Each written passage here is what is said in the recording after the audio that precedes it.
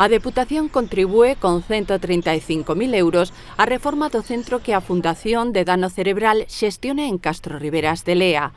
Unhas instalacións que son referente en Galicia nas que Fudace acolle a persoas con parálise cerebral. A achega que cubre o 65% do custe total das obras ven recollida no convenio que o presidente da Deputación, José Tomé, asinou co presidente da Fundación, Luís Abelleira, no Pazo de San Marcos.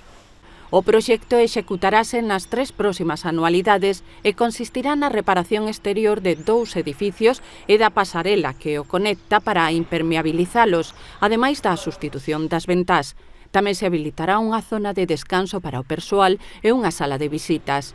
A finalidade das obras, segundo sinalou José Tomé, é asegurar unha atención integral e especializada ás persoas usuarias de cara a mellorar a súa calidade de vida.